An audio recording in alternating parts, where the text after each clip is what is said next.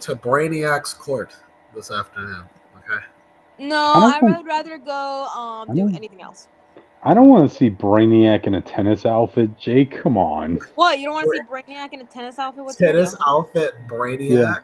Yeah. You said court. You're invited to Brainiac's court. Yeah, I was thinking royal court. Yeah, you know, that's kind of what I was going for, the royal court idea, you know? Yeah. So you say. Cryptid. So remember what I told you? Some people collect stamps. Some people collect comics. This dude collects whole civilizations. That's a little bit concerning. Yeah, go collect some stamps, dude. Come on, one of every planet. Go collect coins. Go collect literally anything else, bestie. Cryptid. You know, I keep forgetting to say this. I keep forgetting to add this, but you know, I said in Archie Sonic, anything can happen. Yeah. So there's this character called Charmy B. Have you seen him before? No, I haven't. So he's basically this happy-go-lucky character, and he's kind of like played as a child. But in Archie comics, when they introduced him, he wasn't childlike, so they had to match him up with the games when they caught up to that storyline. And so they basically had a storyline where his brain got crippled, so he acts like a child for the rest of the story. Oh my God. But yeah, that's Archie. Hi, Comic-Con. Welcome to the podcast. Yay. Oh, it's been a while. It's been a while, yeah. Let's see, I was just thinking about you guys today while at work. How everyone is doing well. Well, you know, I've been going on some adventures with Superman, you know? Yeah, and I've been working in the garden. Yeah, and I've been working at the garden, collecting my harvest, you know, drinking organically, living the healthy lifestyle, guys, you know? You live healthily? Mm-hmm. I'm just kidding. I'm kidding. But healthy fruits and been veggies. Talking about monster men in the good and the bad kind. And talk about gay shit like I always do. I've been busy, guys. You guys beeping rocking. Nice. Thanks, Con. Thanks, Comic-Con. We always appreciate you being here. So. And we appreciate all you fans for joining. But you know, we got a pretty good. Comic-Con, we have a new format. So tonight we're only talking about the news, and then tomorrow we talk about comics. I won't be here for tomorrow's comic thing because I will be a little bit busy. However, I will be talking about my comics today. Yes. Comic-Con says that's what I've been doing as well. Probably referring to something earlier. Training hard, trying to get buff. Haven't read any comics in a while. What am I missing? Well, you've been missing Spider-Man getting his metaphorical teeth kicked into the mainline comics. But in Ultimate Universe, I hear it's pretty rad. So gotcha. You know. Ultimate X, great.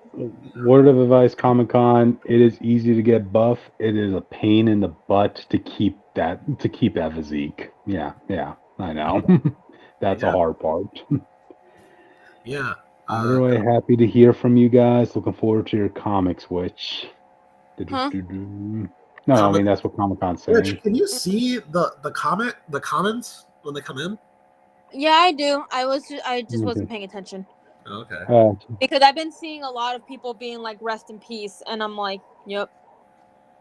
Man, I went from 261 to 195. That's awesome, man. Yeah, it gets swole. You know, we also have another person in the chat. I don't know if he's here now, named Tony. He also got swole. So you know. Can I be honest with you guys? I've known you guys for years, but the only person I've ever seen, even in pictures, was Cryptid that one time. And that was it. I've never seen what any of you guys looked like. That's true, and you never will, and you'll never have to. Unless I track you guys down. You track me down. The last thing you ever see. Okay. You don't even know what I'm doing right now. Did I send you a picture before? It was a while ago. You dressed sent it up to a whole bunch of people. You dressed up for Halloween, but I wasn't giving away my secret identity. Oh, okay. That was that one day. We all agreed we were going to be doing a little video recording. This was before we started recording, audience. We all agreed to show up for our discussion wearing a costume, and I was the only one who came in costume. I don't remember. What the fuck are you talking about? I always show up in costume.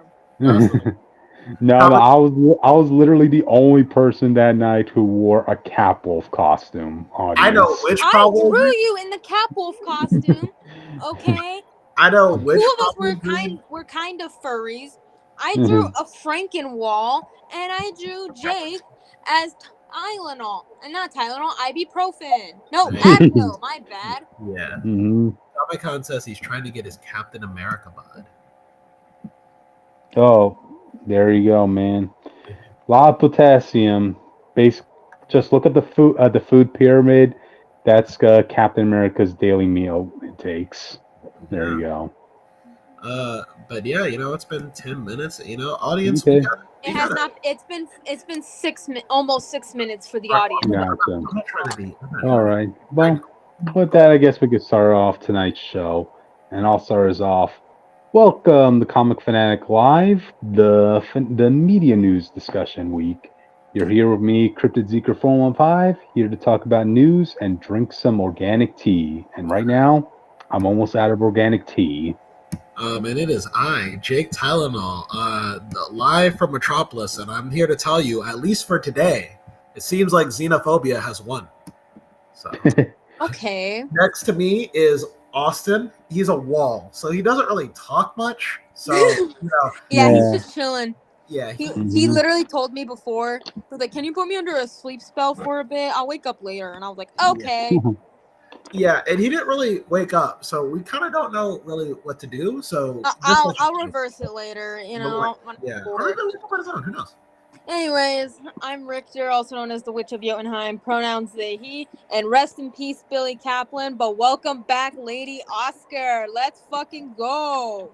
And together, we the Fanatics, and we talk about the news and reviews of the weeks. But here on Mondays, we talk about the news, and we got a W amount of topics. We'll be talking about Marvel stuff, some Sega Sonic stuff, some anime. DC, yeah, anime. We've been getting some Pokemon. Even the death of a spider, audience. We're about to talk all of that. Spiders will die. All here tonight on Fanatic Night News Live. We also have social medias, which is responsible for. So which knows that type of stuff, Yeah, I guess if I'm feeling up to it, but I guess I'll do it anyways. So you can subscribe to the fucking YouTube channel and put on notifications, because how else are you gonna get all the updates when I forget to do it? Any whoosies. You can also follow us on Twitter at ComicFanatic69. We do post on there, If I'm feeling like it, I'll post like commentary throughout the live, so that that's only if I'm feeling it. Not always, but sometimes. If you want to follow me, your favorite boy, you can follow me on Twitter at Witch of Jotun with an E instead of a U. You can also follow me on Instagram and TikTok at witch_up_Jotunheim. That's where you get to see a lot of my art, and also I'll be posting cosplay stuff on there soon, so stay tuned, besties. If you want to try to find Austin, like I said, he is a brick wall, and he is currently asleep right now because he asked me personally. If you want to follow Jake, I don't know where he went. He was like, "I'm gonna fuck off for a bit, and then I'll be on the podcast wherever I'm from." So, whenever he wants to chill out, I'm still chilling out in my realm, chilling out in my place. It's all good. If you want to find Cryptid, he's in Jersey, I think. I don't know. Yep. Giving fruits and veggies to the elderly, audience. Anyways, if you don't want to deal with these nerds and you want to talk about BL with me, follow me on my socials, because I am down to talk about gay shit with you guys. Anyways, yeah, that's it. Oh. Gotcha. Like I said before, we have a well-versed amount of topics today from all over the comic news space. But if you have anything that you want us to talk more about, you can let us know in the comments below, and or maybe here, and we will decide if that's what we want to engage with. Audience, if you want me to talk about the Rose of Versailles, please bother the comment section. I would love to talk about the Rose of Versailles. Gotcha. So, All right. With that, let's start us off with the media news, audience. And I guess I'll start us off. Agetha All Along trailer. here's the thing. I want to give my piece on this real quick. Yeah. So we all know, unfortunately, Joe Locke is playing Billy Kaplan, or just Wiccan at this point. Which, I'm not hating on Joe Locke as a person or as an actor. Like, I do think that he's a really good actor. However, I don't think he's fit to be Wiccan, and that's just my personal opinion. And this trailer really gives that to me. So yeah. Also, rest in peace, Billy Kaplan. I know you're gonna get fucked over by the MCU, so please hope the MCU synergy does not hit you too hard. Please. Yes. But other than that, the trailer looks pretty cool, I guess. The horror elements are pretty cool. Yeah. Also, don't give Wanda another project. She's dead. Let her be dead, okay? Let her vibe. Thank you. Glad I'm not the she only one died in who felt bad. Multiverse of Madness. I saw that movie twice. I can tell you that bitch is dead. I just want Agatha to be evil, and that's it. I just Loki's cool, but I just kind of want a villain who's a villain for a story. I don't want to feel sorry for her. Come on. I really don't. Look, I kept watching this trailer over and over again, and I'm trying to think, does this justify it getting Agatha getting a show? I don't think so, really. I think I might end up passing this because what's the I don't know. It's not doing it. It feels so much like it feels so much like an indie sort of project that doesn't even need the Marvel logo on it. If I do decide to watch this, I will most likely pirate it. And I feel like some people here would agree allegedly with me on that. Which will allegedly pirate it. I don't know. Let's see how I feel though. I might watch it. I might not watch it. How I feel. But yeah, like I said, I just the only reason I look at it is because I know when it comes to Disney, and I judge every story based on what it does, based on the story. But they always have this habit of like, if you do a villain story, it can't be like a real villain. It has to be like, oh, they're gonna change. And like I said, for Loki, that's fine. I think it made an interesting character. I just don't want to do that for like every villain. I want it to be like every time I see a villain, it has to be a good person. So. I mean, you also got to remember, this is kind of building off of a really bad ending to the WandaVision, where, Wanda and her infinite judgment decides, you know what, I'm just going to put a spell on Agatha, this person who's been a witch for, hundreds and hundreds of years at this point. I'm going to put a spell on her so that she thinks she's a 1920s sitcom character, and she's going to be roaming around living here in this neighborhood that I imprisoned. Yeah. What could possibly go wrong? I understood Wanda's grief and everything, but this wasn't it, bestie. Like the fact that you got whitewashed hard, like almost all of your character got erased from you. Like, I feel bad for that, but other than that, like. No, her character got assassinated with WandaVision when she enslaved the whole not town. just in WandaVision. Her character has been assassinated since she first debuted in Age of Ultron. No, it wasn't. But, yes, it was. Yes, it was, and you know damn well it was. They turned a Romani Jewish woman into a white Christian woman. I don't mind. I don't mind this character into being a villain, because I just think that's interesting to me. I do go with the people who say that I don't think that was her character direction at the end of WandaVision. I get those people who are like, I feel like at the end of WandaVision, she wouldn't have gone to Multiverse of Madness. The only justification would be that Darkhold book, but look, I can understand people trying to piece together how did she get this heel turn, and you have to explain to them, no, it's because of Darkhold. Darkhold corrupts people who read it, but you kind of had to have watched other Marvel projects to piece that together, Well, I think a scene that would have done, the scene from Spider-Man 1, where you see Norman talk to the Goblin Mask, something like that, where it's like, no, this is wrong, and the Goblin Mask like, you're weak, something like that, They even did that in No Way Home to remind you that it's not Norman, it's the serum inside of him that's making him crazy, basically. Yeah. So I think that would have been something that Wanda should have gone with, where she's like, I don't know if I want to do this. And the Darkhold's like, no, you do. Your children, they need you. something like that. Yeah. As But terms of even then, like, the damage was done, I don't know how characters could recover after what Wanda did in Doctor Strange 2, neither did Sam Raimi. That's why she died. So, Yeah, I mean, I don't know anybody who's like saying, "Oh my God, Wanda's coming back!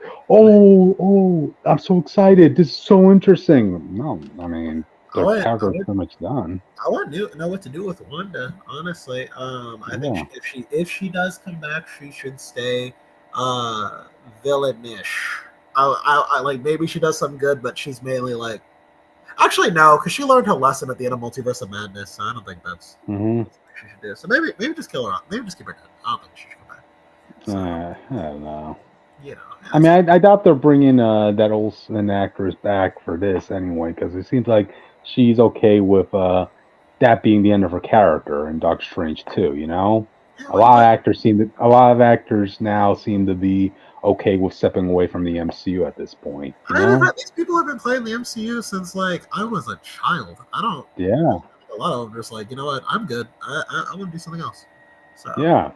I mean, it's a damn hard commitment when you're going in the MCU. You have to put other projects you potentially have on hold for potential roles in the yeah, MCU. At yeah, this point. yeah. So yeah, So I get it. I think even the Marvel Studios is tired of it because I don't think they like doing those same deals anymore, those same like contracts anymore. So yep. I don't think Let's you'll see ever one. see anyone get a Robert Downey Jr. contract again. I don't think. Oh I don't no. think so. Let's. Well, the closest they would have gone was Spider-Man, but that was I get. it. Well, yeah, that was a unique case to be fair. But. Yeah. In terms of this trailer, one thing I'm kind of seeing that might potentially be a negative is the fact that Agatha's might be bouncing back with her that black and white phase of her.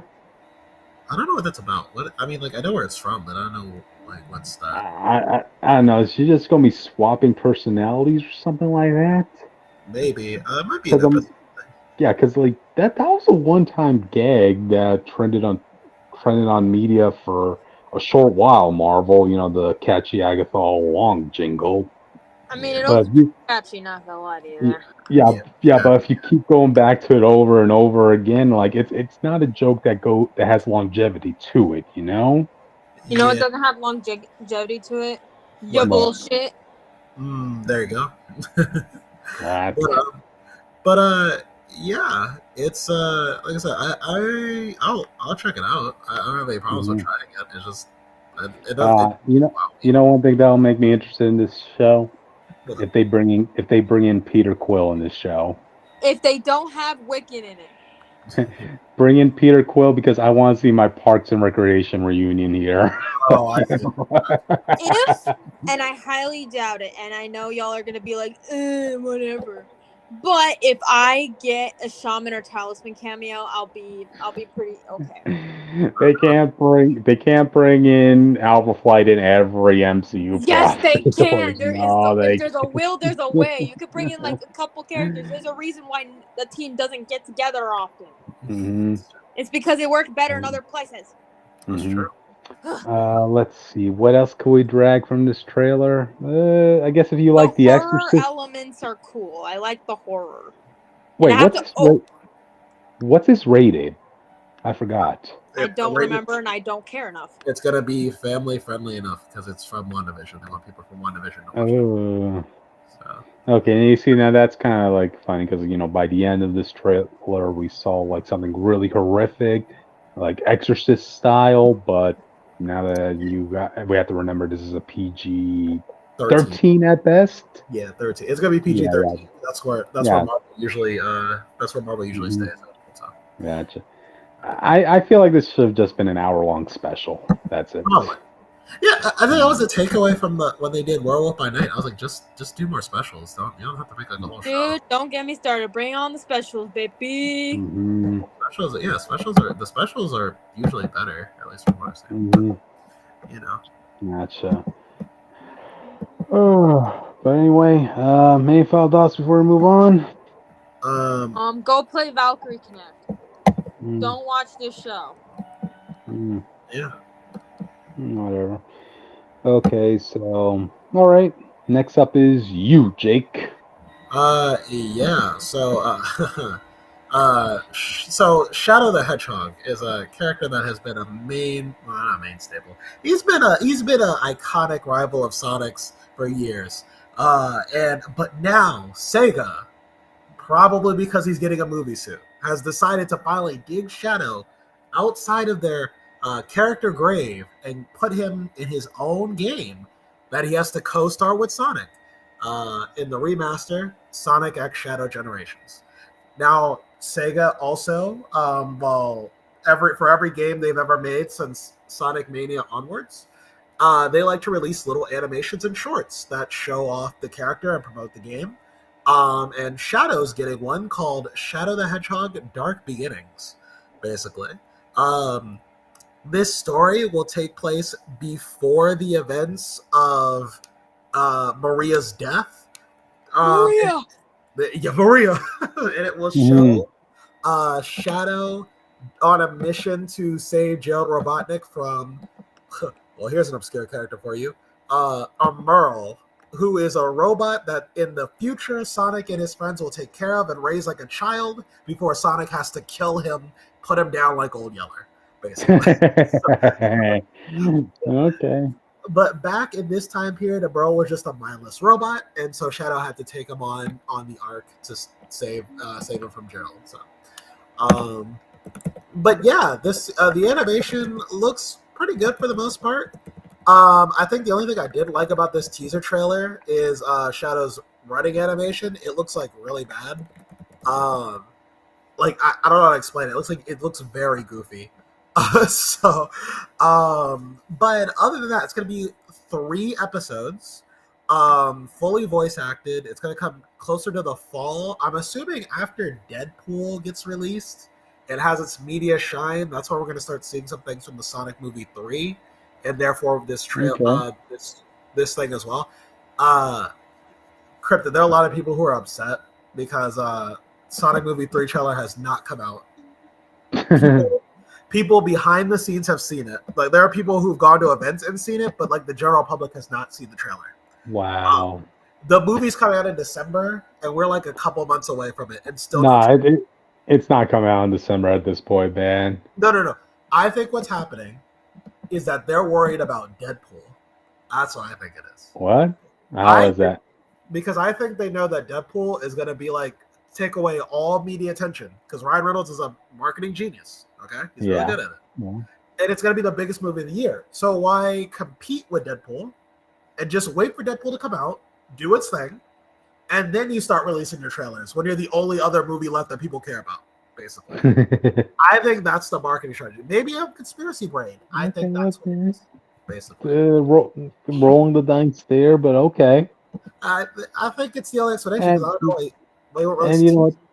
And you know what? To be fair, since seeing as how Sonic is entering his 3rd film, like you already have an established audience that's already guaranteed to go watch this film. So you know, I don't think it'll go heavy on the marketing once you get to the 3rd film. Yeah, I think, which is crazy to me. I never thought that Sonic as a movie franchise would be like an Avengers level like franchise. You know, we're like even people who aren't into Sonic, like my friend Tony from the Discord server, even he's like, I want to see Sonic movie 3. Like, where's the movie trailer? You know what I mean? So, you know, it's a good time to be a Sonic fan. You know, I just think that you know, I think that everything's gonna be okay. I just kind of want to see the trailer. But as terms of the animation that's coming out, the prologue, it looks like it's gonna be taking Shadow a lot more seriously than he's been in years.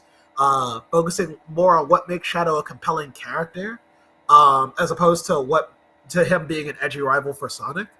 I'll tell you now some of the things I like about Shadow that I think contrast him for the rest of the cast is I like that like Sonic and his friends are like they're basically what they are. Like Sonic is just like a high-speed adventurer. He's an adrenaline junkie.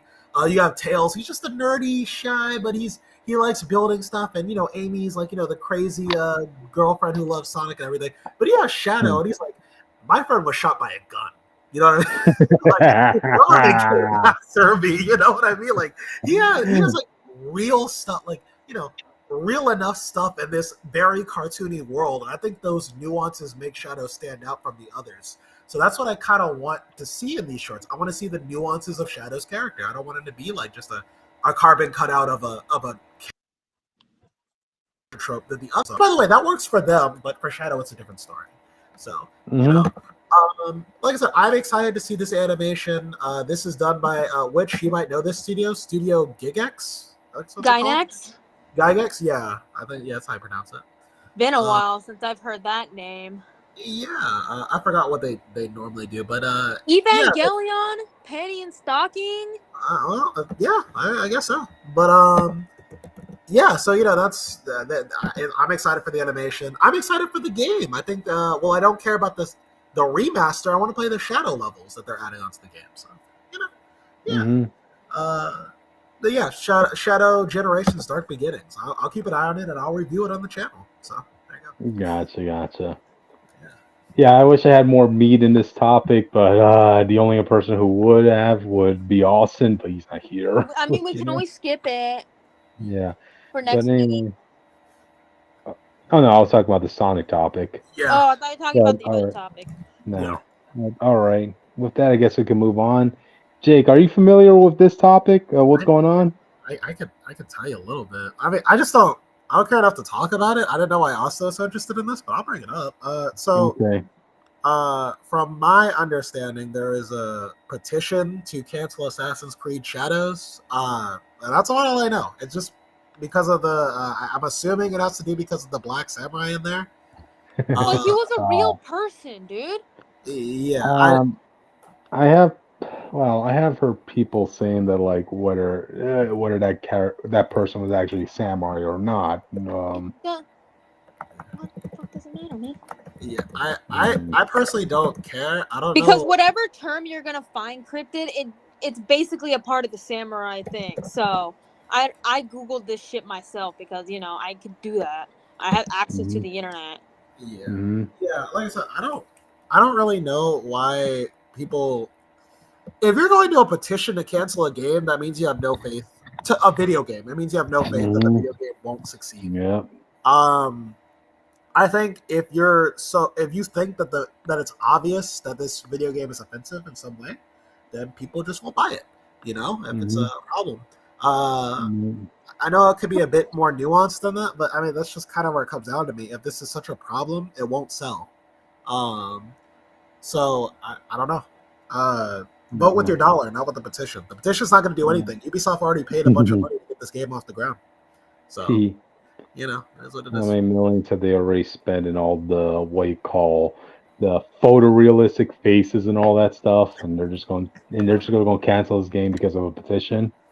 Yeah, like I think some of these games these days cost more to make than movies. Like, what are you talking about? This is so dumb. Yeah, I'm sure Austin had some point to bring it up. I just don't. Like, I just think it's dumb. But that's what it is. Gotcha. Yeah. Anyway, all right then. I guess with that, we can move on. Which this is you, man. Finally, it's my time. Okay, so I need to give y'all some quick context.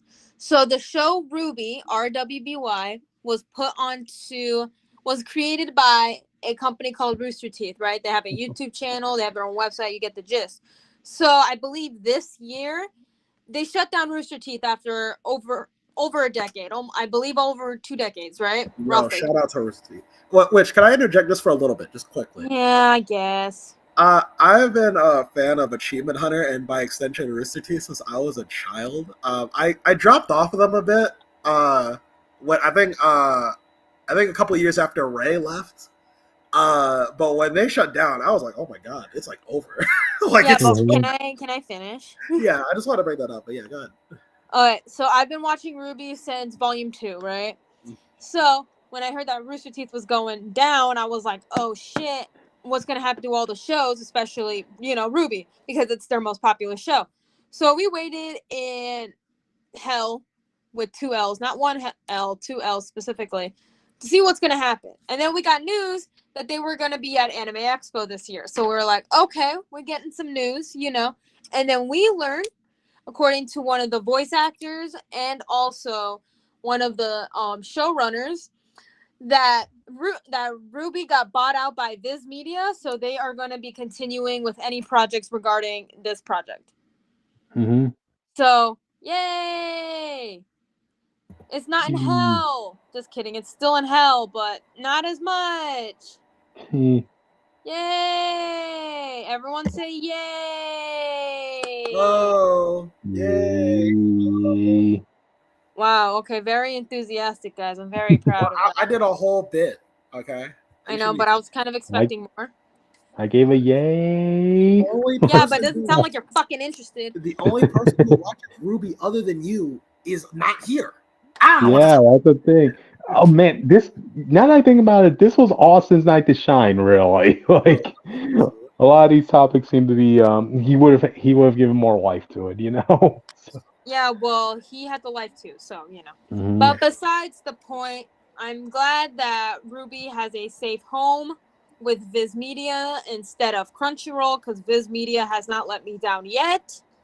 Hopefully they will greenlight volume 10 so that we can finally get to the damn Vacuo arc, because I've been waiting years for this. I want to see them get new outfits. Mm-hmm. Like the last like RWBY thing, like actual like show or movie thing related that wasn't like a deleted scene, was the Justice League crossover movies. Mm-hmm.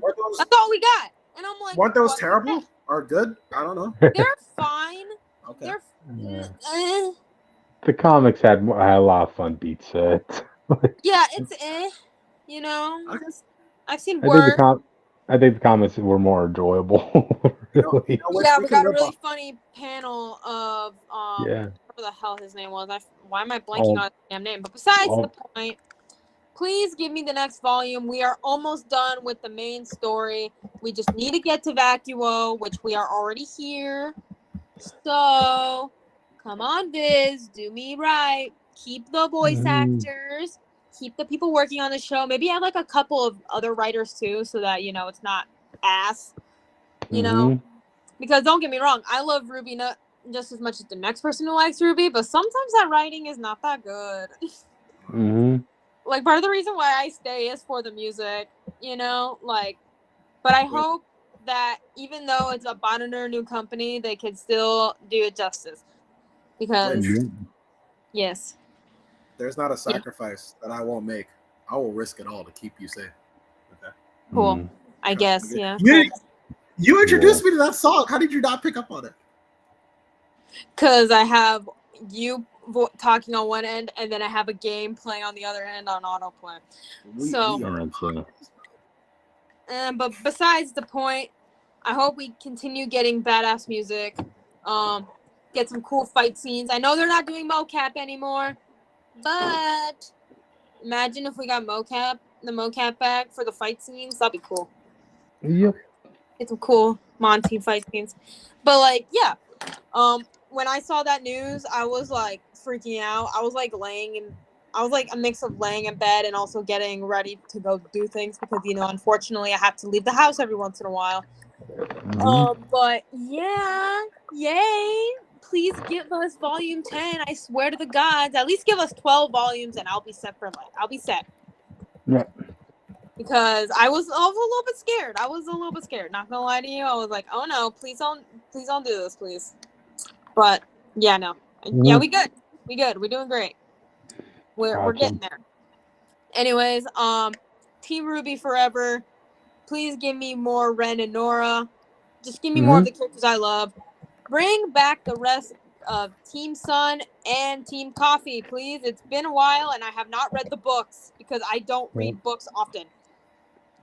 I have a weird relationship with like books that aren't comic books or manga. It's like a whole thing, okay? Like, don't fucking judge me. Don't call me illiterate. I can read. We'll talk to the therapist about it.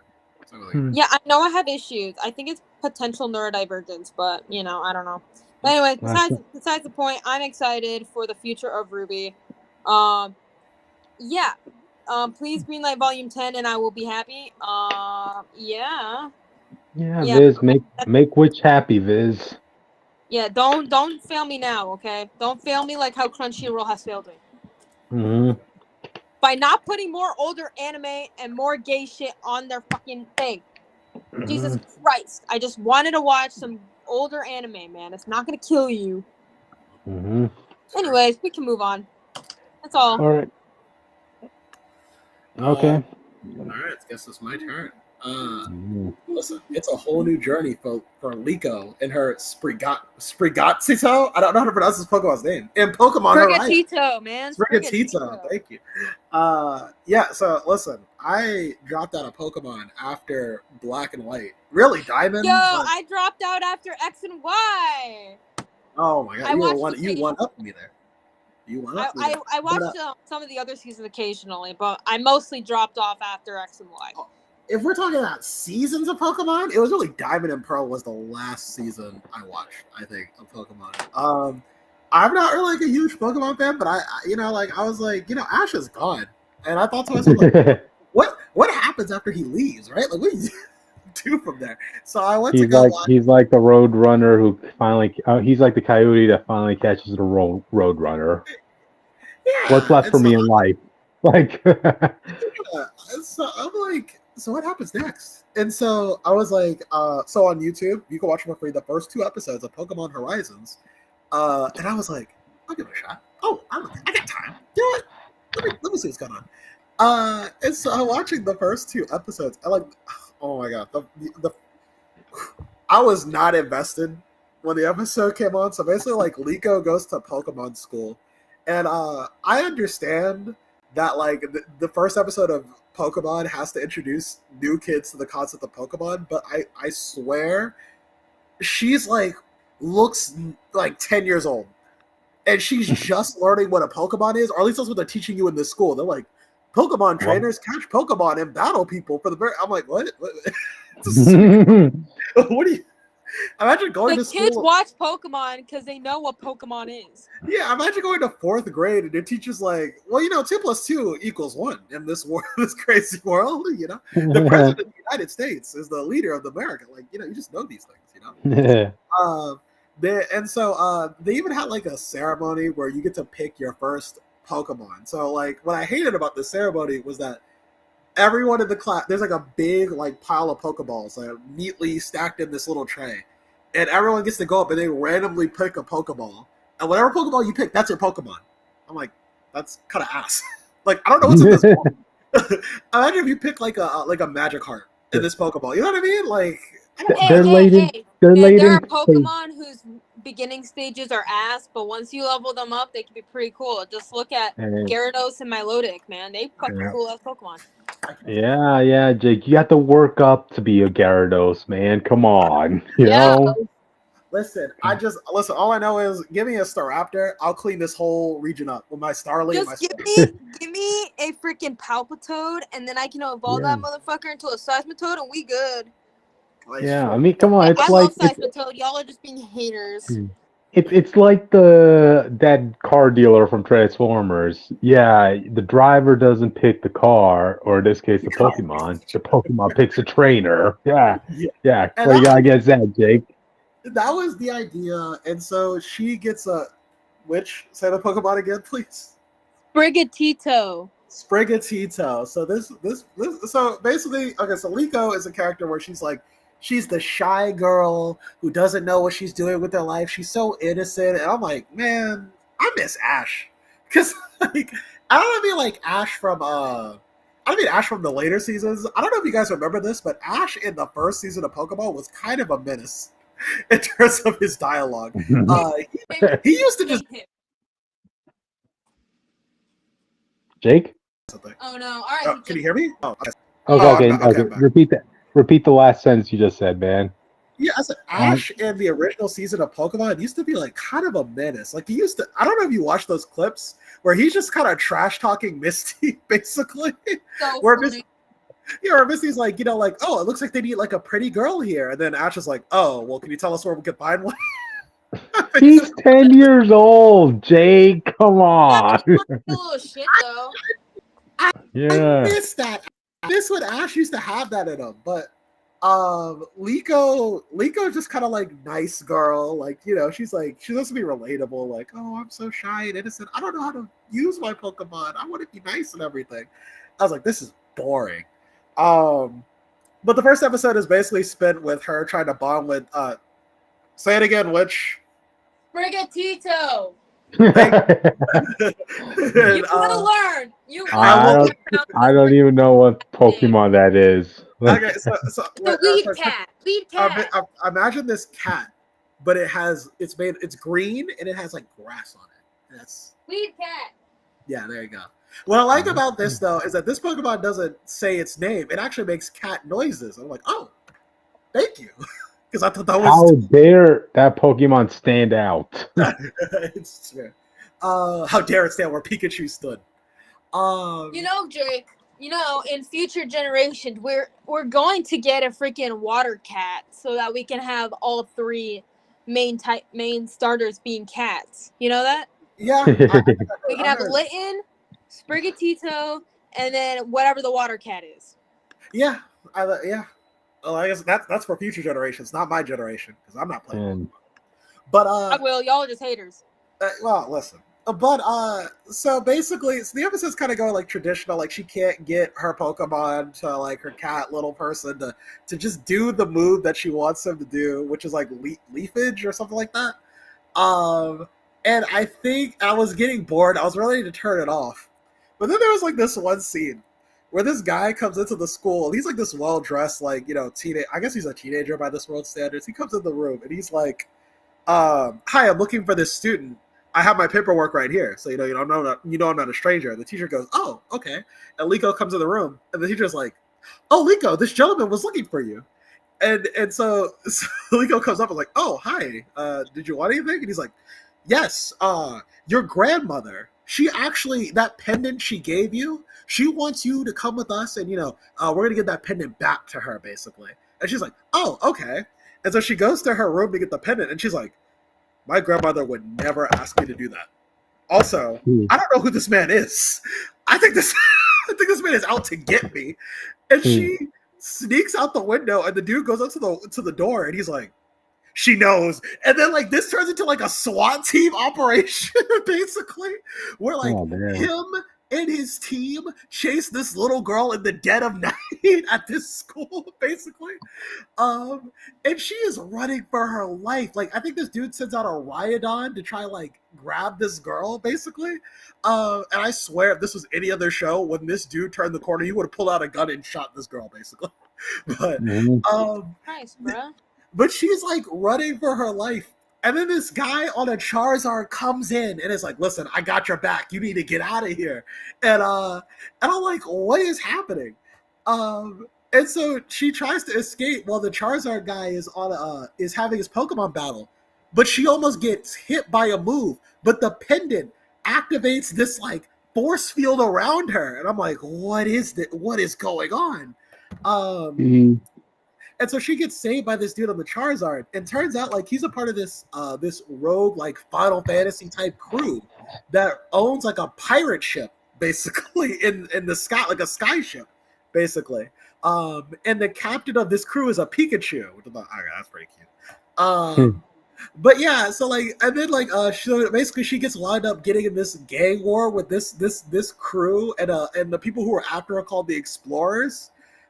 Which I thought was a lame name, but whatever. W villains, I guess they're better than Team Rocket, I guess. So hey, don't diss Team Rocket.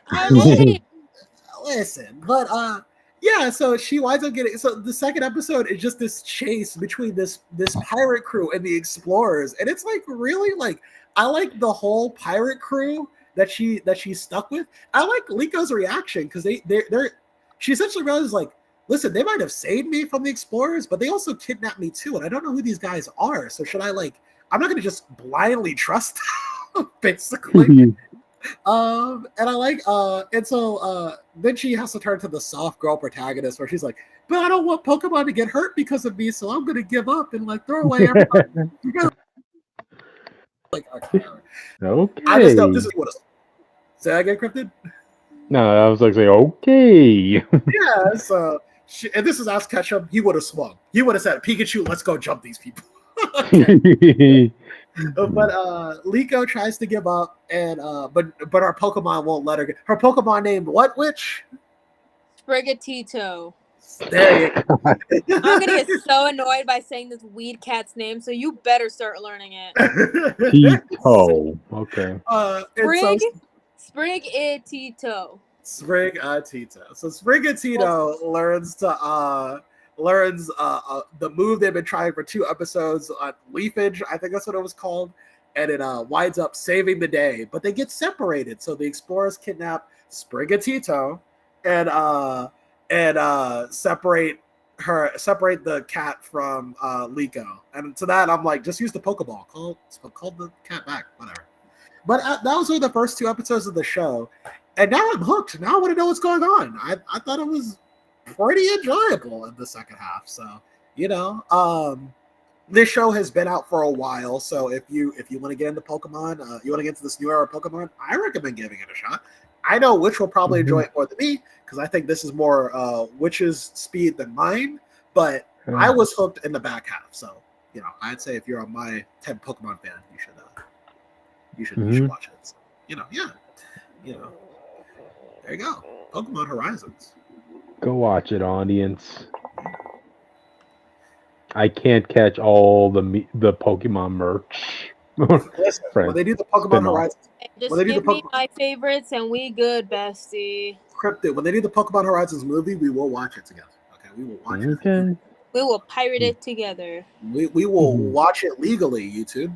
Together. Yeah. Wink, wink. So. I don't know. You guys can wink all you want. I watch it through proper channels. Yeah. There's sometimes we can't watch it on proper. Hey, I'm old. So we gotta watch it legally. Wink, wink. I'm OG that way, audience. No, all right. Let's move on to the next topic, guys. And again, this is you, Jake. Jacob, go. Clark Kent dies in My Adventures with Superman season 2, episode 8. So, and just so the audiences feel secure about me saying, the episode is literally titled "The Death of Clark Kent." So he better be coming back with a mullet, Jake. Come on, come on. Oh, we're talking about Clark Kent. Yeah. So this is actually another banger episode. I'm not gonna lie to you. Brainiac is the best villain in the entire 2 seasons of the show. I like the way he carries himself. I like the way he cuts down Clark and Kara throughout the episode. I like how his superpower is that he gaslights people and he's really good at it. So the premise is such as that Clark is in the Black Mercy, which I believe is the same thing from what's it called? For the man who has everything. Yeah, the man who has everything. And so Brainiac is trying to figure out what makes Clark tick. Because Brainiac wants Superman's body because his current body isn't really doing it. And so he just kind of wants he wants the peak of Kryptonian physiology because it ain't Kara. Okay? So basically, because unlike Clark, and unlike Kara, Clark has the blue ability, which Brainiac doesn't understand why he has it, basically. So he wants to figure out what makes Clark work. And so after physical means doesn't work, he's like, okay, well, let's try psychological stuff. And that's why he starts figuring out that you care about Lois and Jimmy. And I like the way Brainiac breaks it down, because this could have been very generic dialogue, but the way he breaks it down is he's actually curious. He's really picking apart Clark bit by bit. In his dialogue, you can see it basically. And he finds Clark interesting, and he finds a lot of things interesting about Clark, and he wants to break it apart and put it back together in a way that makes sense for him. Basically. And so he starts gaslighting Clark into thinking your friends never loved you, by the way. I'm looking through these memories right now, and I'm looking at memories of your friends never loving you. And Clark's like, that's not true. And so Clark tries to remember things, but Brainiac has altered the memories so that his friends always hated him, basically. So when Clark tries to remember things you've seen in the show, you've seen these episodes, but when Clark tries to remember them, it's Lois is like, wow, Clark, you're a fucking freak. You know what I mean? I mean, we've all seen that issue with John Kent finding his parents' stuff. We all know about that issue. Yeah, so it's basically that, and I like the way that happens. Meanwhile, we have Kara trying to, because Kara thinks that Brainiac's gone haywire, like Brainiac's malfunctioned because she thinks Kara is her father. And I really liked. Why would you think how, that? Because Brainiac adopted her, essentially, and then rewrote or like raised her to believe that he's her real father, basically. Boring, lame. Yeah, but I like the way Kara comes to the realization. Like Kara realized that she's also being gaslit too, because we found out like Kara's like, "Hey, I went to those worlds that I took over from you, like Danagar and all that." Brainiac's like, Kara, I took a perfect world for Krypton, and every time you brought something back, you're like, "Oh, look how beautiful this world is," and I didn't care about all that. I just wanted a world where I could subjugate people, and these people kept being too rebellious. So I brainwashed you and I made you kill them all, basically. So you basically made Kara Silver Surfer in this scenario, didn't you? Yeah, but I liked it because she thought that she went to, because her memories of the planet was that she went there and she introduced them to Kryptonian society, and they might have fought back a little bit, but once they got the picture, they were on board. But then Brainiac was like, "No, you told me that," and I said no, and so I took over your mind and I made you kill everybody, basically. and then he would erase her memory so she would stay subservient to him. And I was like, that's actually kind of fucking dark, and I like it. So, and so I also like how Clark. So basically, how Clark Kent dies, and the episode is great too because it's this moment where you think Clark is beating Brainiac. But you find out that Brainiac was already like 10 steps ahead of him, and he's already rewritten the memories of Clark already at this point. So. And it's heartbreaking too because you see Clark have his triumphant like "I'm Superman" moment, but when he goes back home after he thinks he's beaten Brainiac, he goes home and he just sees Krypton on Earth, and in his mind he was raised. The Kryptonian Empire already took over Earth, and he was happy to see them, basically. And it's hard to explain, but it's like it's a really heartbreaking scene because Clark is happy, but you know this isn't what he really wants. It's just what Brainiac's rewritten his mind to think, basically. And Jimmy has the chance to kill Clark, who's been taken over by Brainiac, but he can't do it because he would also kill Kara as well because he has the kryptonite, basically. And so, but the kryptonite's killing Kara and Clark, and it's not killing Brainiac because. Brainiac's not really, Superman. He's just taking over his body, basically. And Brainiac's like, listen, you can kill Clark all you want. I'm just gonna take a different body. And then you would have killed both of your best hopes of beating me. So you can't kill me, basically. I also like how Brainiac explains his main problem with Kara that he hates so much is that he feels like he's gotten soft over the years because as much as he hates how soft Krypton has gotten, he feels like that softness has infected him because he does care about Kara to some capacity. That's why he didn't kill her all these years ago. But he won't let Kara get in the way of like taking over the planet that he wants for Krypton, basically. Like I said, I think he's a W villain. I think he's the strongest villain this show has ever gotten, and I would recommend watching the show just for him alone. He turned it up. So, like I said, My Adventures Superman Season 2, like I said, it's had some rocky, weak writing moments, but those episodes that hit, they really hit. So, I recommend this episode, Okay. Go watch it, audience. Yeah. Yeah, what he said. Yeah. How many more episodes are left of this, Jake? I think we're at either the last one is next week or we're 2 episodes away. Okay. I do feel bad though because meanwhile back on Earth, Amanda Waller is like on her full xenophobia, I hate aliens thing, and she's about to be proven absolutely right in a second. That kind of sucks, but because she's got like a whole 2 seasons to be like Superman's a menace, he's gonna show up and he's gonna destroy us all one day, and that's gonna happen. So like I guess whatever. Evil Superman, y'all. Yeah. So all right then. I guess with that, we can move on to the next topic. Well, we're done with the media news audience. Now we're going on to comic news. And I guess I'll. one review. And I guess I'll start us off with the eighth deaths of Spider-Man announced by Joe Kelly. Yeah, y'all. Yeah, are you happy that Zeb Wells is gone? Only for Yes. Marvel to say, yeah, we're killing Spider-Man. Thank Eight God. different ways. Eight different ways.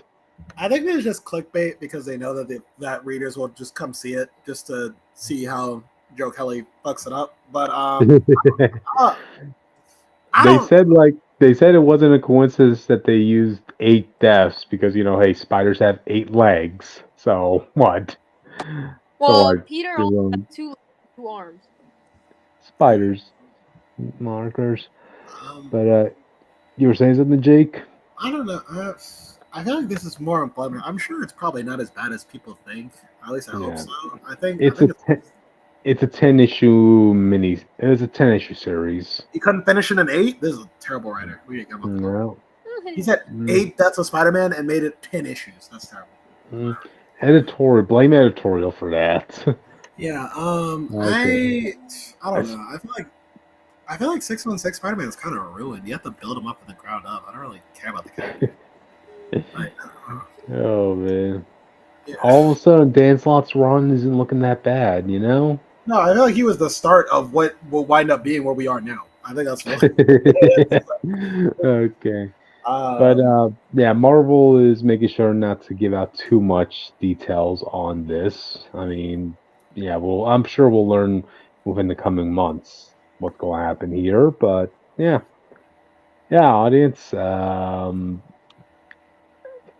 Can you imagine a way of writing Peter dying? Come on. Yeah, I feel like they think about everything. I mean, have you seen those what ifs, those alternate timelines? They kill Peter in different ways all the time. So. Yeah, if you can, they're gonna fuck you over anyways. Yep. You guys want to see Paul do the deed? No, I think they do that. I think. I don't know. I don't think 616. I think 616 Peter is in a worse place now because people really love Ultimate Spider-Man and is like outselling the main book, from my understanding. Yep. So I don't even know why you would do this per se. I mean, maybe it's just not what we think. I don't think it's as bad as people think it's gonna be. Yeah. But yeah, it is what it is. All we have to go on is just a title. That's it. Well, yeah, that's how it was. Yeah. With that, guys, we'll move on. Yeah. Dude, guys, we're gonna finish this. We're gonna finish this early. Before my review. Wait till we do it. Wait till we do it. We're finishing this early tonight, guys. So we still have time for me to talk about my other topic. Yep. I mean, we only have like 2 more left, so all right. Let's move on to the next topic. One won't take me that long, so. Gotcha. The next topic, guys, is Marvel debuts an all new, all different Star-Lord. Yeah, this is all different was from like early 20s. Well, this character kind of feels like she belongs in that same category as them because apparently in the pages of Annihilation 2099, we're going to see a new person taking up the mantle of Star-Lord. And let's see, she is from Wakanda. She has Thor's hammer. And apparently she's a tech goddess. Like Star-Lord was. I'm just trying to find out what exactly is the correlation with her taking up Star-Lord's mantle. She could have her own mantle and just say 2099. That'll be enough. Yeah. It's just funny because one thing me and Austin have kind of noticed, like when it comes to a person of color, woman, they tend to try making them geniuses a lot of times in these recent years. Like they can't all be geniuses, and she is not just going to be genius, she's going to be a goddess level tech genius. To be fair, I think most of the main star Marvel cast are geniuses. We got Reed, Iron Man, Ant-Man, Bruce Banner, Black Panther, Spider-Man. Like all the heavy hitters to some extent. And then you're so what you're telling me is there's too much space as it is for geniuses. I think there is, but We got a lot of smart people. Yeah, yes. a lot of them are already on the Avengers. I think. Yeah. So you want to add more? I mean, Thor was a doctor in one of his original carnation. Well, no, come on, no, he was not. He's not a doctor, man. No, he's not anymore. I'm saying like in his original self, he was a doctor. So, you know. What I'm getting is like cosmic Ghost Rider level vibes, by which I mean like some writers decided, Donny Cates, let's make an amalgamation of 3 different concepts and put it into one. In Cosmic Ghost Rider's situation, it was let's have the fusion of Punisher with Ghost Rider and with Galactus, and there you go. That was phenomenal. It had some heat in the beginning, I mean, it was popular, and yeah, it outlived its time. But now here you have another attempt of an amalgamation of 3 different concepts, and I don't know who's going to be like, oh, this is so amazing, or yeah. Does anybody want to buy this book because of this? No, I can't find a picture. Do they have a picture or like a headline of this? I can't find that.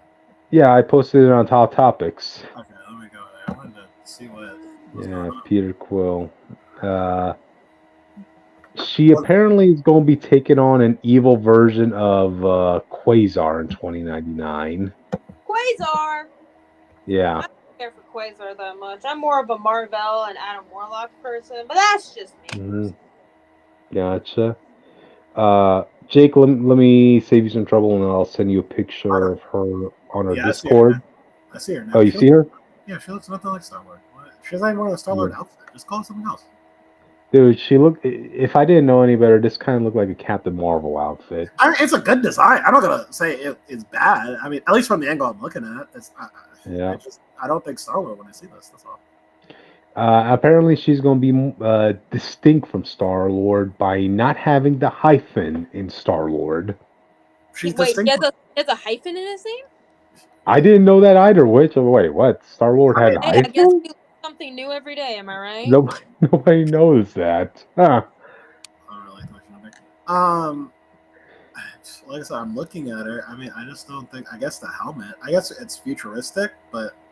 What is Star-Lord wearing? What's Star-Lord wearing now? What is Star-Lord? Yo, send me the pic. Send the pic on general or pics. Send me the pic so I have an idea of what I'm trying to imagine. Yeah, what of the new girl? Yeah, send a pic or it didn't happen. Yeah, like it's not a bad design. I would think she's a Nova before I thought she was Star-Lord. Hey, that's how they trick you, man. I guess so. Hold on a sec. Which let me send it. Oh, you're posting it? Okay. I won't post it. Discord. Okay, I posted a witch. Oh, should be able to see it. Let me get a look at this. Like she looked like I could see this being a character you introduce in a different book, and then she spins off and becomes her own thing. I don't know why she has to. Can I be honest with you? What's up? Yeah. I kind of fuck with this design, man. Yeah, like I said, it's not bad. It's not. I like it. It's not a bad design. I don't think Star-Lord when I look at it. You know what I mean? I don't think it's Guardian Goddess with this. I think take the other 2099s. Take the other mainstream 2099s. I look at Spider-Man, Doctor Doom, Hulk. I would think of those characters like, oh, okay, that's the 2099 versions of those characters. But here's the thing, though. Here's the thing. Remember a while ago when I talked about 2099 North Star? Yeah. I wanted to bring that up. He has very little in common with his 616 counterpart, but still North Star. Do we have a problem with that? Now? Bring that up. No, I remember seeing the 2099 Winter Soldier, and that was nothing like compared to Winter Soldier. Like it's 2099. You can do whatever you want no. at this point. That's what I'm saying. The original 2099 storylines, like when they first started doing it, they resembled the character. Well, exactly. They resembled them in a way that you understood that this is the future version of this character, but they were their own thing, and so I understood what I was looking at. I think that's my problem with her. She's a good design, but I don't know why they called her Star-Lord. She's so far removed from like I'm looking at Star-Lord's outfits now. I don't know what outfit she's supposed to be having on right now. Even her Mhm. mask is not a Star-Lord mask. It looks like what they did for Nova in the MCU. Yeah. So I And mean, that's like, why I fuck with it because see, yeah, if they call her, if they said she was Nova 2099, I think I'd be like, okay. Okay, yeah. I think they would have their own idea of what they wanted to do for Nova 2099, and they wanted to kind of keep it similar. So but like I said, just because you're a 2099 variant doesn't mean that you have to adhere to your 616 counterpart. You kind of have to. I think 2099 North Star. He's not a speedster, bitch. I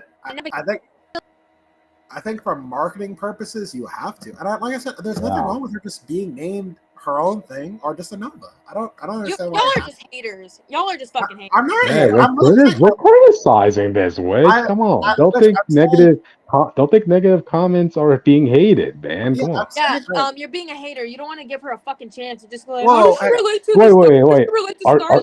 That's what everyone online says. Give her a fucking chance. Which I need you to listen to me here. I'm not saying I hate her. I will try. I can even try the book out. I'm saying I like her design, and the more I look at it, I love it. I just don't think why she. I don't know why she's called Star-Lord. That's all I'm saying. Yeah. I don't have any problem with anything else. Jake, I have a question. Which book is she going to be debuting in? Annihilation 2099. Apparently, I think it's going to be this week. You just answered your question. What? That doesn't mean she has to be Star-Lord. I could put any character. Yeah. Star-Lord.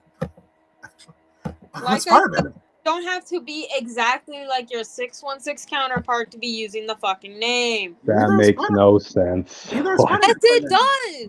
We've seen examples of it. I've been giving you one fucking example. Yeah, but I never said I liked those examples either. And I'm pretty sure when we talked about this, I didn't like that one either. I just said that doesn't look like the character. Mm-hmm. I'm pretty sure I was consistent on this. Mm-hmm.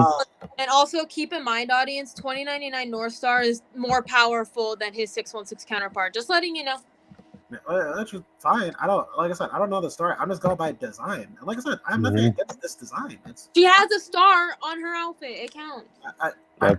That is not enough. That's not even. Yes, it is. No, it isn't. Wait, let me look at it. Hang on. Let me look at it. Scroll. I guess it is the same star. It's very different, I guess. Is it? Wait, let me look at it. I'm looking at her picture. I'm just looking at Peter. I'm looking at Peter Quill with because I know what you're talking about. Let me see. Because keep in mind the fucking Star-Lord outfit we all know is just kind of boring. Which I don't. It doesn't matter if you don't like it. I like the 2099 outfit way more than I like the main outfit. But it doesn't for Spider-Man. Just give her a chance to prove herself. I'm not saying. I'm not buying this book. Which I haven't even said. You read it online, man. Which I haven't even said she's a bad character. I'm just talking. I'm just criticizing the name. That's it. Okay, that's what a lot of people said with some of these other 2099 characters, and then when they drop, they're like, "Oh my god, I love these fucking characters." That's fine. I just criticizing the name. The characters because of their fucking name. Unless they have an offensive name, who the fuck cares? We've been through this a million times. If you like Star-Lord and I don't like the way Star-Lord looks, I can criticize the new Star-Lord looks. I can complain about it. Mm-hmm. I don't like her character, just fine. We've been through this with many 2099 characters. Are you gonna fucking look at me and be like if we were back then when 2099 started, and you're gonna be like, "Oh, what does 2099 Spider-Man have to do with the other Spider-Man when he's completely?" I wouldn't have to. Okay, we're still having this conversation in 2020. Because when I was a kid seeing Spider-Man 2099, I knew that was Spider-Man. He looked like Spider-Man. He just just had a different design. You just have to give it a fucking chance. Yeah, the colors because of they have Peter. a different name, a different fucking design doesn't mean there's still any less. You're confusing. Give this character a chance. You're confusing me not liking the name with me not liking the character. As you said, I don't know the character. Still. I just like give her a fucking chance, man. Regardless of the name. I'm not hating on her. Yes, it sounds like you are. I'm not liking the name. We're criticizing. Okay, and a lot of the times, no offense, you're criticizing is just plain bullshit. Bullshit. I'm asking for 2099 Star-Lord. If you're gonna be named Star-Lord, if she was named something else, I wouldn't care. You don't have to be exactly like your She's not. Neither is 2099. Neither is 2099 Spider-Man, but I can tell that's Spider-Man. Yeah. That's what I'm saying. And like I said, I like the costume. I just don't like the name. That's it. Yeah, and let's keep in mind she's also from Wakanda, and I'm pretty sure Peter and Wakanda are as far removed as possible. Well, that's fine because Star-Lord's just a human from Earth, so I don't mind if she's a human from Earth. That's still the Star-Lord thing. I don't mind that. It's like, everything in her story, I don't mind her story. I just don't like the look for it to be Star-Lord. That's all. I don't know. All need to give her a fucking. All right, like, Witch is back. give her a chance, regardless of her fucking name. You can just read it online, and if you like her character, okay. If you don't, whatever. Criticize her character, not just her fucking name. I will. There's a don't chance. criticize her just because of her name. There's Okay, a chance that's all I'm saying. There's a chance I could like her character, but I still wouldn't like the name, and that's fine. I could not like something about a character, but like everything else. That's just how it is. You know. All right. Okay, guys. I think we've been on this topic for enough. So, guys, we'll move on. Yeah, that's fine. All right, Witch, go ahead. Oh. Did you hold on a sec? Did you hold on a sec, Witch? Witch got disconnected. He logged out. Okay, there you go, Witch. All right. Can you hear me? Yeah. Okay, we can hear you now. All right, go on to your new topic. It's acting weird. Okay. Yeah. So I'm gonna be talking about Marvel Voices Avengers Academy numbers 1 and 2. Okay, because this is a 2-parter. And before you're like, who are these characters? I'll like that you don't know. Mostly just like 1 or 2 of them. I'll briefly explain who they are. So basically on Marvel Unlimited, we got a couple of issues, seeing some of these younger heroes being doing their thing, and then they are recruited by a more experienced hero to join their new Avengers Academy. That's basically the gist of what this is. Okay, you get the gist. Okay, so we start off with this guy named Justin Jin, who is also known as Kid Juggernaut. He had his own issue on Marvel Unlimited. He's basically a descendant of a previous Juggernaut that was killed by Kane Marco in his origin story. Okay? You guys get the gist? Okay? So basically, we start off with him saying goodbye to his mom. Keep in mind, he is Korean and he's also gay. So this works perfectly for me. Okay? We good? So, yeah. Go ahead. So basically, he's able to say goodbye to his mom after he's like, I hope I don't mess up. And she's like, you better mess up. Jesus Christ, like you're 18 years old. Like, damn. And once you see him, you're going to be like, you were a normal kid? Like, what the fuck has your mom been feeding you? Damn, I know like Korean food's good, but damn, what she's been feeding you. Anyway, so they say their goodbyes. Captain Marvel picks him up, and we're all good to go. And guess what? Carol is the headmaster of this new Avengers Academy, okay? So, just remember that. Anyways, we pull up in a portal to the Central Quad, where Carol is like, hey, welcome.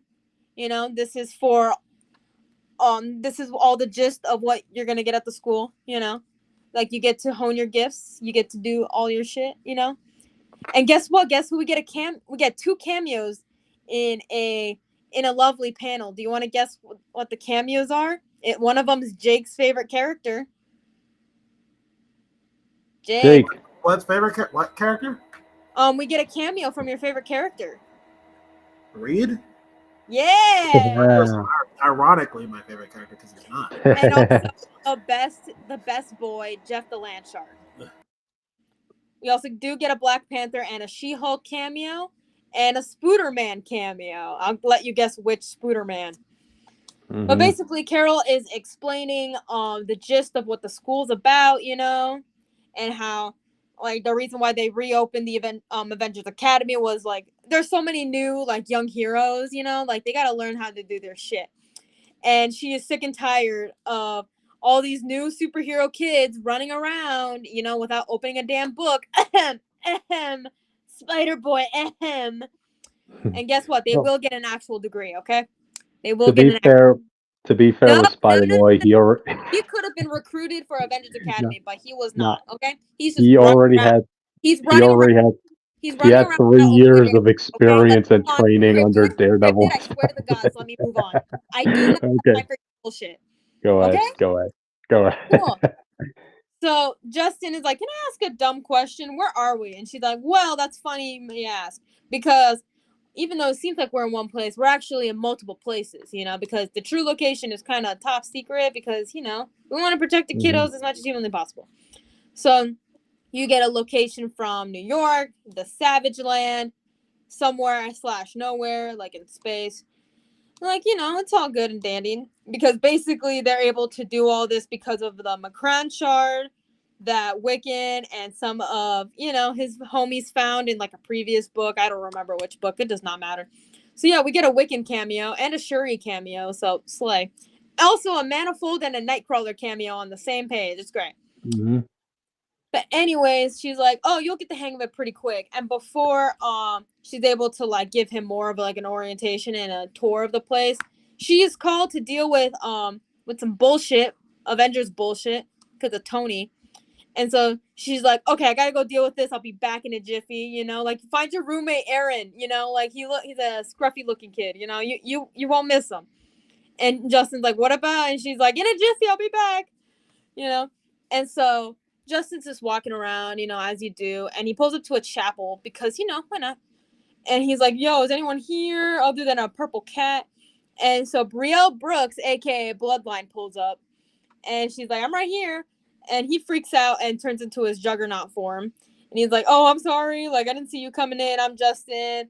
And Brielle's like, you hat, you must be magic. And like he's like, my mom says so. You know, come to think of it. And then Tate Murderous Wizard also said so. So, you know. So, and Brielle's like, okay, blend Doctor Strange. Like, his protection spell makes it hard for, like, magic users to see me. So, it's all good. Also, I'm Brielle. I'm a daywalker like my dad. And this is my cat. Kind of cat. Because it's not technically a cat. Anyway, so Justin's like, what is this place? And Brielle's like, I don't know, man. Like, but I found this while I was looking around the chapel. It keeps calling to me. And it's like a lighthouse. So it's a pretty cool looking lighthouse, not gonna lie. It's simple, but it's pretty cool looking. Anyways, so Brielle like pops out, you know, and she comes back, you know, because magic. But anyways, we don't hang out with Brielle too long because we gotta go to the dining hall where we see Sheila, aka Escapade, trying to, you know, make some damn cookies because we don't care about the boyfriend. We want to make some damn cookies. Anyways, so Justin pulls up and he introduces himself and she's like, oh, I'm Sheila. Oh, sorry, Escapade, you know? And Justin's like, I'm looking for Aaron. And she's like, oh, you're Fisher's new roommate. Has he seen you yet? And he's like, no, why? And she's like, oh, you know, no reason. Being the wing woman we all deserve. You know, why not? Anyway, she's like, okay, when you see him and he sees you, can you take a picture of his face for me? Like, please. And, you know, we don't really harp around that for too long. And so Justin's like, what are you doing? And she's like, oh, I'm stress baking. Want to join me? And he's like, yeah, sure. My mom taught me because he worked in a bakery before all of this happened. So, you know, it's all great. It's all dandy. It's all fun. Anywhoosies. So, you know, they start making cookies and according to her like live stream or whatever, like the video she was watching, they skipped all the people, like all the baking parts, and basically Sheila explains her powers and she's like, oh yeah, I can switch with people, like what, like, you know, it's like cool, you know. Yeah. So basically Justin wants her to try it on him and it doesn't work because, you know, the helmet, because, you know, if you know anything about Juggernaut, you know what the deal is. And so, you know, it's all good. She likes the fact that she can't swap places with him because, you know, she's so used to being able to swap with things. Anyways, so they make a batch of cookies. It's all good. So we head over to the clock tower where we see all this like red goop while you know, the TV is playing and it's basically saying, oh yeah, we're still looking for this kid who's like the heir to the Oscorp corporation named Normie Osborn. And if you name your kid Normie Osborn, you must hate your children because what the fuck? We could probably guess who this kid is related to. So basically you just see that, you know, it's all good. It's whatever. And so Justin pulls up because he's like our focus point character for this because he is brand new to this, like to the Marvel universe. And so, you know, you hear this voice being like, get out, you know, and Justin's like, oh, I didn't see you up there. And so the person comes down and is like, oh, I'm called Red Goblin. I'm pretty sure I said get out. And he's like, oh, okay, sorry. And he's like, And Red Goblin's like, wait, hold on. Are those chocolate chip cookies? And so I'm assuming he takes a couple. So anyways, we cut over to the Savage Land Labs, where all the dinosaurs are. And Justin pulls in, and you see a voice being like, there's something wrong with the stars. Did you notice? And he's like, what? And the person in question is like, sorry, I must have skipped ahead. I'm Lunella. People call me Moon Girl. I'm pretty smart. What about you? And basically, Justin says something about Shakespeare. Don't worry about it. And Justin's like, oh my God, is that a fucking dinosaur? And not Bria. What am I talking about? She's not here right now. Lunella is like, oh, that's Devil. We're basically bonded. And he's like, can I write it? And that's what he does. And Lunella's like, damn. Okay, this kid's an idiot. Even though he's way older. But anyways, cut over to the dorms where Justin is taking a quick shower while singing to himself. And basically when he leaves the shower, he bumps into someone. Yeah. So basically Justin introduces himself, he's like, oh yeah, sorry for me being naked or whatever, dinosaur shenanigans. You get how it is. Yeah. And we get introduced to Aaron Fisher, aka Captain America of the Railways. And he is gay panicking like all hell, which is what Sheila wanted. I wish that they would have taken a picture. But he is able to introduce himself. It's all good. And Justin's like, oh yeah, I guess you're my roommate. Nice to meet you, And he's like, wait, did you hear that? And Aaron's like, music? And he's like, no, like buzzing. And guess what? It's bees. And if you've read the issue, you would have seen little bits of bees everywhere in the issue. So, yeah. So basically we are called, like everyone's called outside, because the swarm is here. Yeah, the swarm. Yeah, he's here. And now I'm moving on to issue 2 because like I said, this is a 2-parter issue. So let me scroll back up because I was rereading it. So we start off on issue 2. So, everyone gets an alert that the swarm pulls up and he's like, yo, what's good? I'm here with the bees. I'm gonna vibe. And so Justin's like, stay down. It's okay. I'm invulnerable. And Aaron is like, I'm also invulnerable, kind of. And he says it kind of like that, He was like, oh, it's like a kinetic force field, chemical experience. Don't worry about it.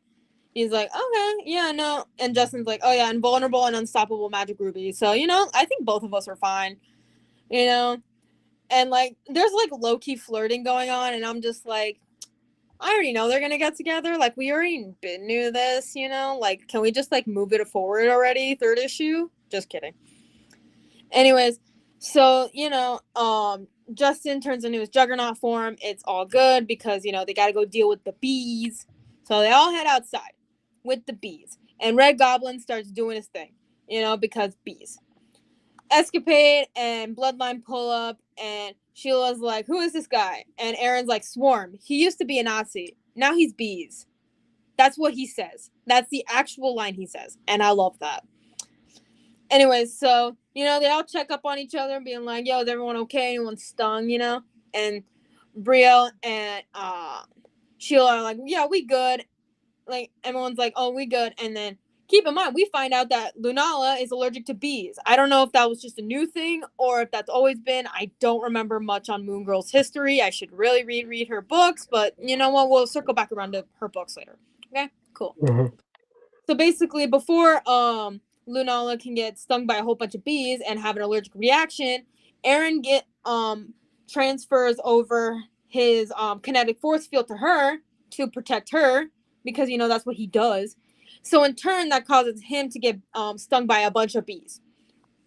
So, and Aaron's like, yo, what about your dinosaur? Like, and Lunella's like, oh, yeah, there's like a bee kaiju. He's a little bit busy. And, they're all, like, doing their thing. It's all good. And Lunella's like, I can't just make bricks without clay. I need my data. Like, these are not regular old bees. Like, and so she's like, Escapade, can you like switch with one of the bees? And she's like, are you out of your mind? Like, that can go wrong in many different ways. I have never done that before, and Justin's like, okay, so I also have this like patriotically painted trash can lid. Don't worry about it. We all know Aaron's situation. At least he has a place to call home, But anyways, So going back to Sheila, she's like, I've never done a non-human before. And Luna was like, okay, Swarm is only at least partially a human, so but you're right, but we never know. And so don't get me wrong, we also get the gays, but we also get the sapphics because there's a little bit. So basically Brielle's like, okay, you got this, I'll stay with you, it's all good. And we got some like sapphic stuff between Brielle and Sheila, which is pretty cute. We like it. But besides the point, so Red Goblin is doing his thing, fighting the bees. Justin's also fighting the bees, and Sheila does swap with one of the bees.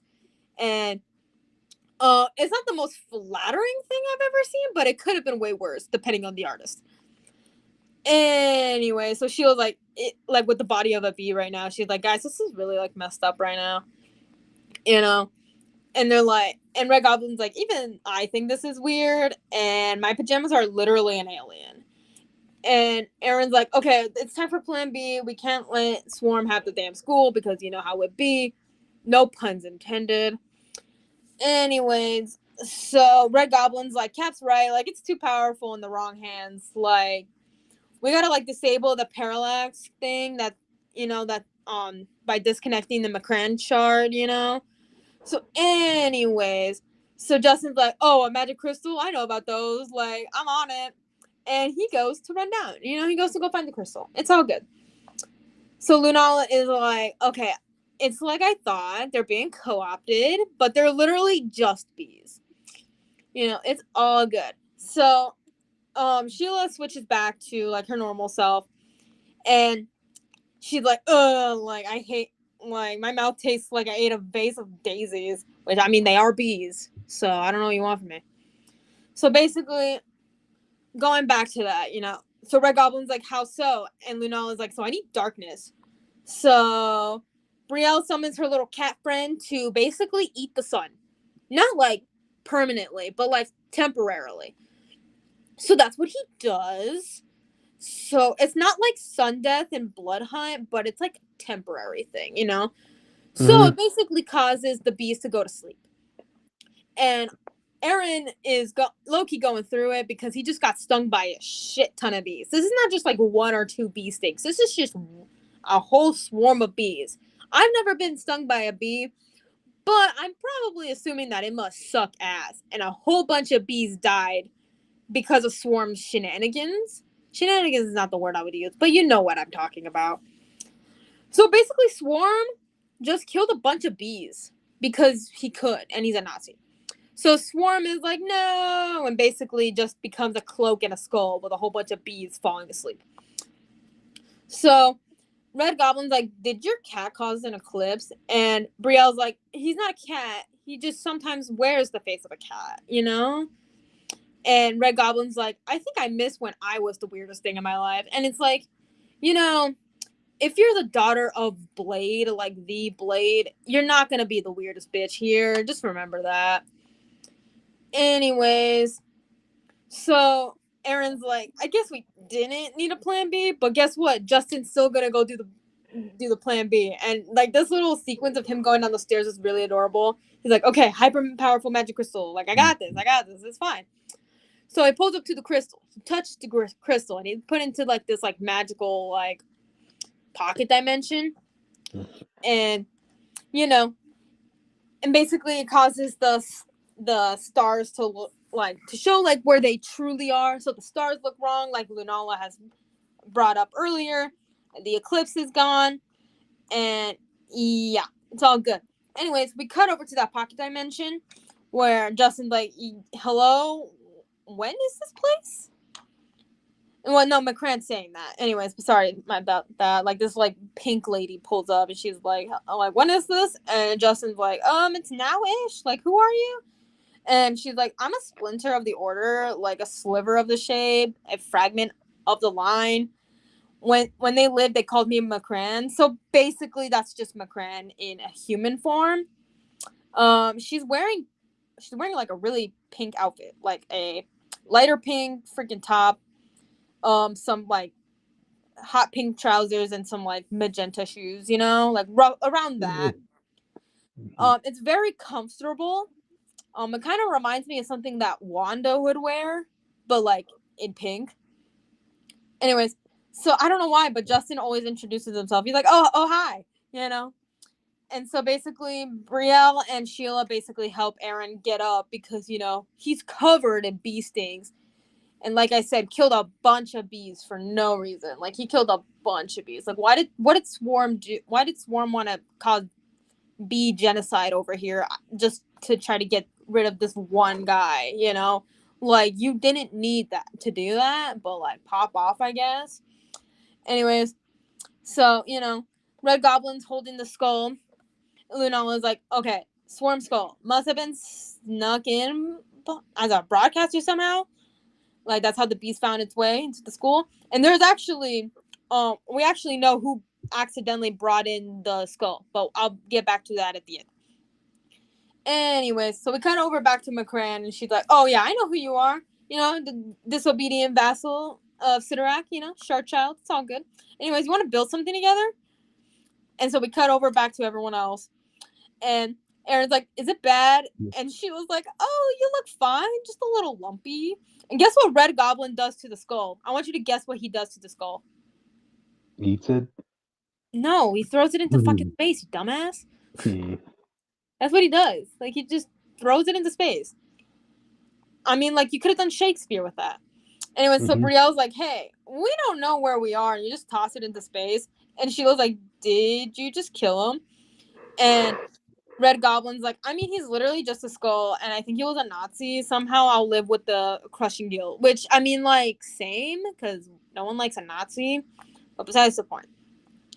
Anyways, so McCran's like, okay, like, you want to make a couple new things? You want to, like, do something cool? And, like, Justin's like, do I need a permission slip? It's, like, just my first day. And McCran's like, mine too. Like, every day, the first day, saying, like, do it again to the sun. Anyway, see you soon. And basically, they both touched the crystal, which don't think of anything dirty. Like, they actually touched the McCran crystal, okay? Anyways, so everything's go back to normal. They're like, oh my god, New York, back in action. So, like, the crystal's back in place. So Justin pulls up, and he's like, guys, there's, like, a weird lady in the basement. She might have been God. I don't know. Are you guys okay? And the bees are waking up, you know, like, and they're just, like, doing their thing. And so, like, she was like, hey, do you want to go to the hospital, Aaron? Because he's covered in bee stings. Because, you know, he was doing a good thing and protecting the girl who has a bee allergy from getting an allergic reaction and potentially dying. You know, like, thinking smart, thinking ahead. Anyway, so Justin's like, oh my god, Aaron, are you okay? And Aaron's like, am I all gross? And Justin's like, you look great, just a little lumpy because the bees, you know. So Carol comes back finally, like, where have you been? And she's like, oh, sorry about that, what did I miss? And she's like, ah, shit, there's a kid covered in fucking like lumps. And like Red Goblin's like, oh yeah, there were bees, so don't worry about it. Anyways, so Carol's like, and I was like, what do we need an infirmary for, Steven? It's just a school. Girl, come on. It's a school full of superhero kids. Really? Anyways, so Lunala thanks Aaron for basically saving her life. And Aaron's like, don't worry about it. I ain't that important. It's all good. Anyway, so Carol's like, I found this thing floating in above the academy. Anyone want to explain? And Lunala's like, can I have it? I want the cool skull. So Lunala's checking out the skull, you know, being like, oh, it's dormant now, but there's like this weird like logo. You know, it's like gene templated on the bone. I don't know. It wasn't random. Someone's mass cloning swarm skulls. I fucking swear, if Swarm is going to be their main enemy, I'm going to lose my mind. Because I can only handle with so much bees in my life. But anyways, someone's probably making a whole bunch of swarms. Which, damn. Anyway, so Carol's like, well, I guess it's official. The Avengers Academy is now open. And somewhere out there wants in. We'll probably see what happens sometime in the future. But besides the point, you might be wondering, who brought the bees in? Regardless if it was accidental or not. Well, in the first issue, we find out that someone snuck one of these skulls into Justin's backpack before he left. So, yay! Yeah, that's it. I have been enjoying this group of youngsters. Anyways, this is a good book. Can't wait for the next issue. Do we have time for one more quick topic? If you want. Cool, because I want to talk about the Rose of Versailles real quick. Gotcha. Take a sip of water, man. Go take a sip of water while I talk about the Rose of Versailles real quick. So Go for it. basically for I'm assuming for an anniversary. I can't remember exactly what the information was, but we find out that MAPPA finally doing something right in their entire careers is giving us a Rose of Versailles movie in 2025. You might be wondering, what the hell is the Rose of Versailles? Well, I'm glad I will pretty much tell you.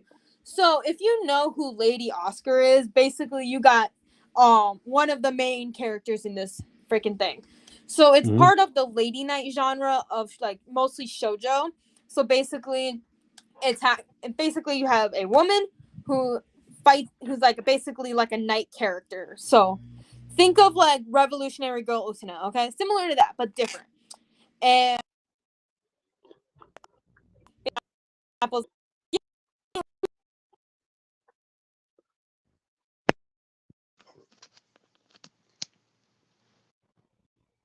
Hello? Jake, Witch, you there? Uh-oh. Do. Hold on a sec.